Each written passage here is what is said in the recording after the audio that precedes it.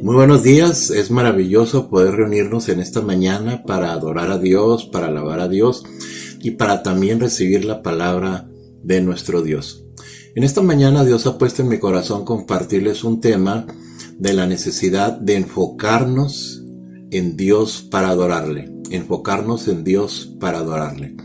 A través de la Biblia uno se da cuenta que la adoración a Dios es algo maravilloso y es algo que libera muchas veces, nos libera del temor, nos libera aún de la enfermedad. La gente que vivía en adoración, en gratitud, era gente que experimentaba la presencia y el poder de Dios. El tiempo que estamos viviendo es un tiempo donde el ambiente hay mucho temor, por ejemplo, hay mucha incertidumbre de qué va a pasar, qué no va a pasar. Hay mucho enojo en algunas personas porque las cosas no son como ellos quisieran más que nunca. Y todo esto está en el ambiente, es muy fuerte. Y si uno no tiene cuidado, te puedes enfocar más en el temor, en la preocupación, en la incertidumbre, en la enfermedad que constantemente nos estén bombardeando. Pero también podemos decidir enfocarnos en adorar a Dios en todo tiempo, no importa que sea tiempo de pandemia. Y hay un salmo que yo quisiera invitarte que buscaras, es el Salmo 24, y voy a utilizar la Biblia en la traducción Nueva Versión Internacional para que meditemos esto, cómo nos podemos enfocar en adorar a Dios en todo tiempo. El Salmo 24 es un canto, al igual que muchos cantos que están en los salmos, pero es un canto cuando la presencia de Dios, representada en el arca del pacto, el rey David, porque se la habían llevado los filisteos, y hay toda una historia en segunda de Samuel, donde el rey David viene y el pueblo canta a la entrada de la ciudad de Jerusalén, celebrando que iban a poder volver a adorar juntos. Así que pasó una experiencia muy parecida a la que estamos pasando hoy, donde ellos perdieron la oportunidad de adorar a Dios. Y en medio de haber perdido esa oportunidad, yo creo que esto les hizo reflexionar, meditar sobre cómo era su adoración a Dios. Tal vez nomás era en grupo y no era de manera individual, tal vez era muy superficial y no era de manera íntima, tal vez era de una manera religiosa, pero no de corazón. Y el pueblo de Dios yo creo que llegó a una especie de avivamiento, que cuando vuelve la presencia de Dios y vuelven a adorar juntos, la adoración de ellos ya no solamente es una adoración en grupo, sino es gente que se ha enfocado en adorar a Dios en toda circunstancia, porque cuando adoras a Dios, la presencia de Dios está ahí, y la presencia de Dios es la que nos trae gozo, nos trae paz, nos trae bendición, nos trae prosperidad. Así que vamos a ver el Salmo 24, estos principios de cómo enfocarnos en un Dios que podemos adorar en todo tiempo. Salmo 24, del 1 al 2. Del Señor es la tierra y todo cuanto hay en ella. ¡Wow! ¡Qué frase! Del Señor es la tierra y todo cuanto hay en ella. El mundo y cuantos lo habitan. Porque Él afirmó sobre los mares, la estableció sobre los ríos. Es tremendo lo que el salmista dice. El salmista de alguna manera empieza a ver la grandeza de Dios. Y yo creo que en estos primeros dos versículos, que era una especie de un coro que se cantaba, y las primeras dos estrofas de este canto eran eso: del Señor es la tierra y todo cuanto hay en ella, el mundo y cuanto lo habitan. Yo creo que el salmista en algún momento pudo ver las estrellas, pudo ver el mar, pudo ver la creación, que dan testimonio de que hay un Dios creador, de que hay un Dios inteligente, de que hay un Dios poderosísimo. Y se ha sentido asombrado ante la grandeza, ante el poder, ante la magnificencia de este Dios. Pero también él vio que este Dios, quien creó todas las cosas con el poder de su palabra, no solamente es el creador de todo, sino es el creador de nosotros. Y no ha abandonado su creación. El salmista como que de alguna forma llega a pensar, bueno, Él es el dueño de todo. Él es el soberano. Él es el que hace su voluntad. Él es el que permite lo bueno y lo malo. Él es el que abre las puertas y Él es el que cierra las puertas. Él es el dueño del mundo y cuantos en Él habitan. Qué bonito es pensar de esa manera, que hay un Dios que creó todo esto, que es un Dios amoroso, poderoso, y lo creó para el ser humano, que nosotros somos huéspedes nada más de esta maravilla y cuánto nos ama para haber creado esto a nuestro alrededor, pero que nosotros, cada ser humano, Él es el dueño de nosotros, y cada cosa que sucede, este Dios está al tanto y Él es el dueño de cada decisión y puede mover a su antojo las cosas, no como que fuéramos robots o una cosa así, pero de alguna manera Él puede mover las circunstancias, las situaciones, las está queriendo y las va a ir moviendo al final para que se cumplan sus planes maravillosos. Sí, un Dios que tiene planes, y tiene un plan para ti y tiene un plan para mí. La Biblia dice que Él nos crió con un plan, con un propósito, y el propósito es que le conozcamos y le adoremos como a este Dios grande y maravilloso. Yo quiero que pienses por un momento cuando nosotros nos hundimos en preocupaciones, en temores, en ansiedad, y todos los problemas y las noticias parecen tan grandes, por lo menos en nuestra mente y nuestro corazón, o realmente son grandes. Y Dios entonces se ve pequeño, pequeño, pequeño. Y yo te quisiera invitar lo que dice el versículo 2, que Él fundó los mares, y fundó los ríos, y fundó la tierra. ¿Te das cuenta de eso? El mar puede ser muy impresionante, que las olas pueden subir. Recientemente había gente que tenía miedo a eso, ¿verdad? A un maremoto. O los ríos, dice aún la palabra de Dios, que te pueden ahogar cuando están altos, pero que Él te va a guardar.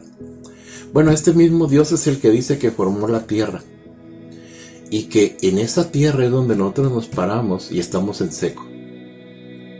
Es en esa tierra donde nos podemos parar y reconocer que hay un Dios grande que tiene el control, y que si Él quiere, permite algo, y si Él no lo quiere, no lo va a permitir. Esto es maravilloso, encontrarnos con la grandeza de Dios. Y cuando una persona tiene paz en su corazón, es porque ha encontrado a un Dios grande, en el cual ya no tiene por qué tener temor, no tiene por qué tener preocupación, no tiene por qué tener ansiedad. Así que parte de la nueva normalidad que estamos aprendiendo, creo yo, es que aprendamos a enfocarnos en todo tiempo y en todo lugar, 24 horas al día, de las diferentes maneras que nos habla Dios, que tenemos un Dios grande, maravilloso, poderoso, y que es digno de nuestra alabanza, es digno de nuestra adoración, es digno de que continuamente le estemos dando gracias por el techo del cielo que nos dio, porque Él al final de cuentas es el que mueve los corazones para que decidan, es el que tiene el control de los accidentes, es el que aparentemente a veces permite lo malo, pero solamente Él sabe por qué ciertas cosas en su providencia suceden. Lo siguiente que le pasa al salmista, yo creo que nos pasa a todos nosotros, cuando uno está en un lugar así precioso de la naturaleza y ves el cielo tapizado con estrellas, como en esos lugares en los ranchos donde se ve tanta estrella, ¿verdad? O estás frente a la grandeza del mar, la grandeza de un océano, o ante lo alto de una montaña, tú te ves pequeñito,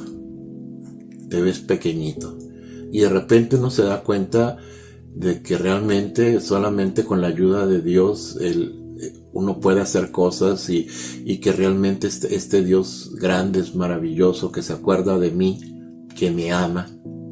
Pero también me doy cuenta de otra cosa, que mi corazón no adora como debería de ser a este Dios que es maravillosamente grande, pero también maravillosamente santo, perfecto, sin mancha, sin maldad, sin pecado.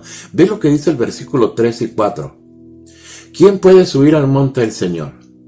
¿Quién puede estar en el lugar santo? El monte del Señor era el lugar donde está la presencia de Dios. ¿Quién puede subir? ¿Quién puede elevar su alma. Es como cuando alguien se pregunta, cuando me muera, ¿dónde iré? ¿Quién puede entrar a ese lugar? Y generalmente la gente, el día de hoy, generalmente la gente decimos, bueno, es que Él es bueno, Él se va a ir al cielo. La gente buena es la que va al cielo. Y esperamos que los malos, pues hay gente que dice que Dios es amor y misericordia, y una persona me dijo a mí la otra vez, pues a mí en la iglesia me enseñaron que Dios es amor. Y yo pensé, entonces todos se van a ir al cielo como te le enseñaron que es amor. Pero el amor también es justicia. Y uno cuando confronta esta pregunta, ¿quién puede ir al cielo si hay un Dios de amor? Pero también el salmista en el versículo 4 se contesta la pregunta. Solo el de manos limpias y corazón puro, el que no adora ídolos vanos, ni jura por dioses falsos. Cuando habla de un corazón limpio y de unas manos limpias, es un pasaje muy interesante, porque Dios se está dando cuenta de nuestras acciones y quiere que tengamos acciones buenas, manos limpias, buenas obras. Y muchos de nosotros no tenemos buenas obras. Y cuando el salmista está cantando, yo creo que tampoco fue el rey David el que podía ir al cielo, el que podía entrar a la presencia de Dios, porque sus manos derramaron sangre. Y luego también Dios ve las motivaciones. Para Dios siempre es importante la motivación. Por ejemplo, si ofrendamos a Dios, Él quiere que lo hagamos con acción de gracias, con alegría. Y si alguien va y lleva su ofrenda, una ofrenda de dinero monetaria el domingo a una iglesia, y si Dios no ve que lo hace uno por amor, Dios lo ve equivocado, lo ve que lo está haciendo de una manera equivocada, como queriendo tener algo a cambio. Así que Dios ve nuestras acciones y ve nuestras motivaciones. Y también ve que no seamos gente tramposa, que seamos gente honesta. Por ejemplo, dice el versículo que no adoramos ídolos vanos ni juramos por dioses falsos. Ser honesto es querer amar a Dios con todo mi corazón, con todo mi ser, con toda mi mente y con toda mi alma, y no estar viviendo una doble vida en mi interior. Muchos de nosotros vivimos una doble vida interna, a veces hasta se ve en lo externo, ¿no? Porque lo más importante para mí no es Dios, no está en primer lugar. Lo más importante para mí a lo mejor es mi carrera, a lo mejor es un esposo, una esposa, un hijo, una hija. A lo mejor es que las cosas salgan como yo quiero que salgan. A lo mejor soy yo lo más importante. Y a veces Dios es algo que es a un lado, es secundario. Y hacemos de cosas en la tierra, de cosas buenas muchas veces, ídolos vanos. O sea, los levantamos y mientras los tengamos o cuando los obtenemos, ahí encontramos felicidad, encontramos aceptación, encontramos amor. Pero todos los ídolos que nosotros levantamos, Dios no quiere que tengamos ídolos, porque los ídolos pueden desaparecer. Si el ídolo es tu salud, la salud se va. Si el ídolo es tu familiar a lo mejor un día se va. Si el ídolo es tu inteligencia, a lo mejor un día no eres tan inteligente. Si el ídolo es tu juventud, pues la juventud la perdemos. Y cuando nuestros ídolos se van, nuestras almas se van hasta abajo, porque no tienen que adorar. Y nuestras almas siempre andan buscando, nuestros corazones, cómo levantar ídolos adentro del corazón. Y lo dice que ni juramos por dioses falsos. Eso quiere decir que Dios quiere que seamos honestos, sinceros, que digamos la verdad. Y para el ser humano le es muy fácil decir mentiras. A veces son mentiras que les decimos mentiras blancas, a veces son mentiras por quedar bien, a veces son mentiras para aparentar, a veces son mentiras para no hacer que se sienta mal la gente. Pero yo he aprendido algo con los años. La mentira es del enemigo. La mentira es del diablo. Y cuando tú le mientes al prójimo, le estás mostrando que no lo amas. Pero cuando le dices la verdad, le estás mostrando que amas a Dios y que también le amas a Él. Yo creo que una característica de conocer al Dios verdadero es andar en la verdad. Y cuando uno lee este pasaje, ¿quién va a subir al monte de Dios? Y piensa en estas palabras, el de manos limpias, el de corazón limpio, el que las palabras son honestas, el que dice la verdad, el que guarda su corazón de ídolos, pues dice uno, este no fue el rey David, porque el rey David manchó sus manos de sangre, adulteró, se exaltó a sí mismo, confió en sus riquezas, hizo un censo. Pero ese tampoco soy yo. Ese tampoco eres tú. No podemos subir a la presencia de Dios por ser buenos. No podemos tener acceso a este Dios grande por ser buenos. Porque ninguno lo es. Pero hay una buena noticia. Y déjame decirte la buena noticia que está aquí. Ve el versículo 5. Quien es así recibe bendiciones del Señor, Dios su Salvador le hará justicia. ¿Quién es así? Dice, pero ¿quién es así? Bueno, el que es así se llama Jesucristo. Jesucristo es Dios hecho carne. Jesucristo es el Salvador de todos aquellos que somos honestos y nos vemos a nosotros mismos y decimos realmente, por ser bueno yo no puedo tener una relación con Dios, porque no lo soy. Porque Dios conoce mi mente, mi motivación, y dentro de mí siempre hay algo que falla. Aunque yo no quiera, hay cosas que fallan y hay cosas que he hecho, que he dicho, que he pensado que no agradan a Dios. Pero Dios vino como un Salvador a pagar el precio del pecado. El precio del pecado, dice la palabra de Dios, que es la muerte. Y en la Biblia la muerte tiene dos significados. Uno es la muerte física. Y todos los días estamos viendo nosotros que somos como enfermos terminales en la tierra y que un día, que no sabemos cuándo, vamos a morir todos físicamente. Pero también en la Biblia habla de la muerte espiritual. Y la muerte espiritual es estar separados de la presencia de Dios precisamente por el pecado, porque hemos pecado contra Dios. Porque tenemos las manos sucias, el corazón no es puro, nuestros labios no son puros, no hemos sido honestos, porque tenemos ídolos en el corazón y no amamos a Dios. Y el precio es estar separado de Dios. Y cuando estamos separados de Dios, aunque conocemos la grandeza de Dios, y andamos buscando aquí en la tierra paz, gozo, felicidad, y parece que no lo encontramos, y hay momentos como estos que estos surgen más dentro del corazón, porque tenemos que volver a Dios, y para volver a Dios tenemos que reconocer algo. Yo no puedo subir a la presencia de Dios así. Pero te tengo la buena noticia. Jesucristo vino y Él fue a la cruz y murió por ti y por mí para pagar nuestros pecados. Aquel que no tenía pecado, el que tenía las manos limpias y el corazón puro, descendió al infierno y salió del infierno victorioso y subió a la diestra del Padre. Y hoy nos dice con los brazos abiertos, venid a mí, creer.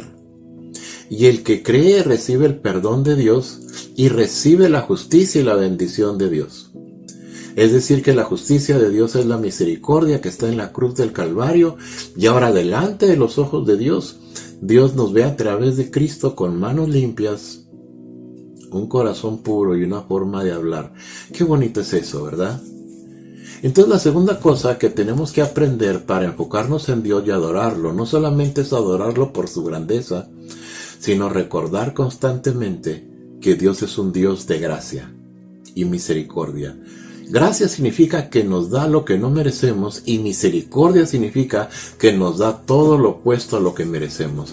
La misericordia y la gracia de Dios es lo que nos va transformando, porque al estar en la presencia de Dios, aunque Dios nos da este espejo donde nos vemos en Cristo, que ya somos una nueva creación, y nos dice, yo estoy haciendo una transformación en ti, entre más nos acercamos a Dios, nos damos cuenta que realmente necesitamos una transformación, no nomás por fe que está en la palabra, que hemos sido justificados, y ahora Dios nos dice, tú eres justo, tú ya eres limpio, tú créelo. Y entre más lo creemos, lo empezamos a experimentar, pero metemos la pata, ¿verdad? la regamos, pecamos. Vea lo que dice el versículo 6. Tal es la generación de los que a ti te buscan, de los que busca tu rostro, oh Dios de Jacob. Cuando usted adora a Dios por su grandeza y cuando usted adora a Dios por su gracia y misericordia, usted empieza a pasar algo en la adoración. Usted empieza a buscar el rostro de Dios. El rostro de Dios es como cuando usted habla con alguien y le ve a los ojos, le ve la boca, escucha su voz y está cara a cara, frente a frente y está teniendo una plática seria, una plática donde está hablando la verdad de todo corazón y puede ver a la otra persona, sus muecas, sus expresiones de la cara y saber que está diciendo la verdad. Bueno, hay una generación que es intergeneracional, no son los jovencitos que conocen la tecnología, ni los mayores que no la conocemos. No es la generación X, Y, ni los baby boomers, como la llaman en este tiempo a las diferentes generaciones que los educadores han dado por ponerle nombre. Esta es la generación de Dios, una generación intergeneracional. La generación que adora a Dios y que busca el rostro de Dios. Y cuando buscas el rostro de Dios a través de la palabra, porque la palabra es como la boca de Dios que nos habla la verdad, y ahí en el silencio, ahí en el reposo, ahí cuando estás meditando la palabra de Dios, la verdad llega y te habla alguna cosa de tu vida, alguna cosa que ya no pertenece a la vida nueva, alguna cosa que nos estamos aferrando como un ídolo, a veces algún temor que estamos abrazando. A veces cosas del pasado que no hemos resuelto. A veces simple y sencillamente la comunión con Dios que se ha roto. Viene Dios y nos habla con amor, nos habla con cariño. Y espera a Dios que nosotros seamos como Jacob, dice, oh Dios de Jacob al final del versículo 6. Jacob fue un hombre que Dios lo eligió desde antes de la fundación del mundo para bendecirlo y para usarlo. Pero fue un hombre desde que nació que él tenía este nombre que se llamaba usurpador, tramposo. Y realmente Jacob vivía de esta manera. Jacob era un hombre que vivía siendo un tramposo. Adoraba al Dios de su padre, pero también confiaba en sí mismo y confiaba en sus trampas. De tal manera que él se ganaba la vida y se ganaba los lugares en los tiempos y ganaba las bendiciones haciendo trampa. Como dicen por ahí, primero era él y él sabía cómo hacer trampa. Y Jacob así lo amaba a Dios y así lo eligió. Pero Dios no lo dejó, Dios tuvo un proceso con él. Un proceso donde le mostró su grandeza, su misericordia. Pero también lo trató para transformarlo. Y lo trató permitiéndole que conociera gente tramposa como él era tramposo. Y a veces gente más tramposa que él. Y finalmente Jacob tuvo que tomar una decisión siendo ya mayor, de volver a su tierra y enfrentar las consecuencias de sus propias trampas y volver a ver a su hermano Esaú, a quien años atrás le había hecho trampa. Y yendo en ese viaje hacia atrás, hacia su tierra, a confrontar a su hermano, a quien le había hecho trampa, y teniendo miedo de que el hermano pudiera tomar represalias contra él, Jacob en una noche, dice la palabra de Dios, si recuerdo bien en Génesis 32, él tiene esta lucha con Dios. Es un pasaje muy interesante porque dice que Dios aparece como un ángel en la noche y Jacob le dice, bendíceme. Y tiene una lucha con un ángel. Imagínense a un hombre luchando con Dios. Pero esa es la realidad para muchos de nosotros. Muchos de nosotros ya nos pertenecen las bendiciones de Dios. No nos las vamos a ganar. No son a cambio. Ya nos pertenecen. Solamente hay que creer y recibirlas como recibes a Jesucristo. Pero en muchas ocasiones Jesucristo no las puede soltar porque no tenemos la madurez, porque no tenemos el corazón, porque no somos los adoradores, porque tenemos un pie en vivir en la carne, en vivir en nuestras fuerzas, en vivir en nuestra forma de pensar, en vivir en contra de la verdad y otro pie en las cosas de Dios. Pero hay momentos críticos y tal vez este es un momento crítico en tu vida donde uno tiene que luchar con Dios y decirle, bendíceme Señor. Yo quiero tener la bendición total. Todo lo que dice la palabra, que el fruto de tu presencia, el poder andar en dominio propio, el poder tener paz, el amor que sale del corazón, la fe. Yo todo eso lo quiero, Dios. Y Dios a veces nos va a decir, gáname. Pero ¿cómo que te gane? Bueno, al final de la historia de Jacob, Jacob le ganó a Dios. Dios le dijo a Jacob, está tirado en el suelo, está con su pie cojeando, y no suelta al ángel y le dice, bendíceme, y Dios le dice, me has ganado. Pero cuando uno ve la historia dice, pero el que ganó fue Dios, porque el que está tirado es Jacob. Y es que ganarle a Dios es dejarnos vencer por Dios, dejarnos vencer por la verdad, es quebrantarnos y rendirnos a hacer su voluntad. Y en el momento que Jacob se rindió, él ganó. Y en el momento que nosotros nos rindamos, vamos a ganar todo lo que tiene Dios para nosotros. Y vamos a experimentar la plenitud de Dios de una manera tan diferente como nunca la hemos experimentado. Hasta el nombre nos va a cambiar. Porque a Jacob Dios se lo cambió. Le dijo, en esa noche Dios le dijo a Jacob, ya no te llamarás Jacob. O sea, ya no te llamarás tramposo. Ese nombre que tú tienes, en el cual tú confías esa manera de ser, ya no será. Ahora te llamarás Israel. Ahora te llamarás príncipe de Dios. Y nosotros también tenemos un nombre especial en el cielo. Es un nombre que tiene que resonar en nuestros corazones. El amado de Dios, la amada de Dios, el hijo favorito, la hija favorita de Dios. Sí, ese eres tú. Pero no solamente tenemos que enfocarnos en la grandeza de Dios y enfocarnos en la gracia de Dios, tenemos que enfocarnos en la presencia de Dios. Dice el versículo 7, eleven puertas sus dinteles, levántense puertas antiguas, que va a entrar el Rey de Gloria. ¿Quién es este Rey de Gloria? El Señor, el fuerte y valiente, el Señor, el valiente guerrero. Eleven puertas sus dinteles, levántense puertas antiguas, que va a entrar el Rey de la Gloria. ¿Quién es este Rey de la Gloria?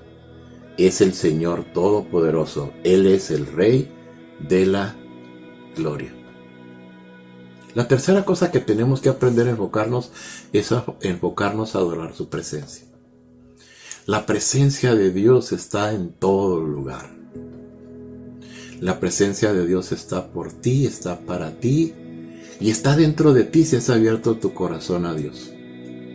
Y a veces tenemos que andar en todo lugar nosotros, haciéndonos conscientes de que ahí está Dios conmigo y que nunca me va a abandonar.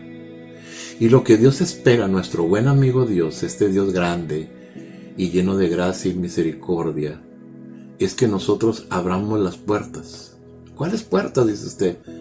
Las puertas de tu alma, las puertas de tu corazón. Las puertas de nuestros corazones simbolizan el lugar donde nosotros abrimos para que entre algo o las cerramos para que no entre algo. Y a veces hemos abierto por descuido, hemos abierto por el pasado, hemos abierto por diferentes razones las puertas de nuestra alma, de nuestro corazón, y adentro hay cosas que no deben de estar y tienen tiempo. Algunas hasta telarañas tienen, malos recuerdos, resentimientos, falta de perdón, falta de confianza, falta de amor a Dios, frialdad, pensamientos de ser víctima, pensamientos de enfermedad, de tristeza, temor. Infinidad de cosas que no permiten que Dios llene ese lugar tan grande que es tu corazón. Que el amor de Dios, que la fe de Dios, que el poder de Dios, que la palabra de Dios llene. Y es el tiempo de abrir nuestros corazones. Y dices tú, ¿pero cómo abre el corazón? Bueno, lo abres cuando adoras. Cuando pones una música en tu casa y empiezas a alabar a Dios aunque no tengas ganas. Lo abres cuando platicas con Dios de todo corazón y sinceramente le dices lo que está pasando dentro de ti, dónde estás. Lo abres cuando escuchas a alguien, lo abres cuando estás trabajando y cuando escuchas tu corazón, cómo tu corazón se alegra o que le entristece o que le hace enojar. Y en conjunto con Dios te das cuenta que Dios también está escuchando tu corazón. Lo abres a leer la palabra. Y más que nada cuando lo abres sucede algo increíble. El Rey de Gloria, este príncipe valiente y poderoso, entra y libera tu corazón con una razón muy sencilla, para que le sigas adorando como un Dios grande, un Dios lleno de gracia y misericordia, un Dios que la presencia va contigo. Y es esa presencia con la que yo te quiero bendecir. Yo creo que hay una joya que estaba perdida en la iglesia, para muchos. Dentro de la adoración de grupo estaba perdida la adoración del corazón. Pero en este tiempo que hemos estado separados de poder adorar juntos, yo creo que Dios está haciendo algo bien grande. ¿Vas a ser parte de ello? Dios está formando adoradores. Gente enfocada en todo tiempo y en todo lugar a adorar a Dios por su grandeza, por su misericordia y su gracia, por su presencia que de continuo está con nosotros. Ese es